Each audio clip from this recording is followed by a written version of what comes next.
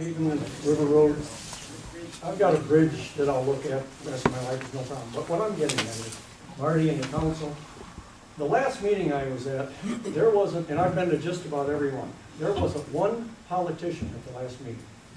Not one. I don't know if any of you guys noticed that. Okay, and what I'm gonna get at, and I'm gonna beat a dead horse, I'm gonna go back to New River Road. All right, and I know the God Almighty prairie's out there. But, has any one of you ever got a hold of Dick Durbin? And that was it? Silence, yes. Well, why? I have no idea. Have you got a hold of the Tribune, the Sun-Times, any of these newspapers? Because what's going on, this isn't just us, this is the taxpayers of Illinois that are gonna be paying big bucks. Not just for the road that's supposed to be, like Mr. Berry said, an outside source, and that's not gonna happen, because when they default, it's gonna go right back to the taxpayers. There's gonna be, our school road's gonna have to be redone. All the interchanges around here are gonna have to be redone. This is big dollars. Taxpayers in Illinois do not know this, all right? And I know it's like the prairie is like it's a done deal. Not necessarily.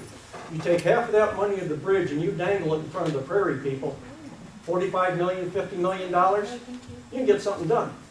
But almighty Dick Durbin and the rest of the politicians that never show up, and I'm talking our local politicians, one of them, I was reading in the Prairie magazine that he said there's some real smart people working on this road. Well, there's some real smart people right here against this road. But nobody said anything to these politicians. They're a bunch of cowards.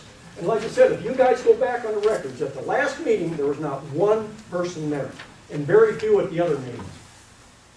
From the county and state level, you're correct. What's that? From the county and state level, you're correct. From the county level and the state level, and that, yeah, Yeah, there's nobody there. We got to get to the federal level, and there should be enough pressure. People should write letters and get to this guy, because he's the guy in 1996 that signed that piece of paper that said nothing can go through the prairie. The prairie is nothing. I love the prairie. Don't get me wrong. I like what they did with it. It's nothing short of a Superfund site, and it should be followed through on this. It shouldn't be just let go and take no for an answer. I just wanted to make that statement.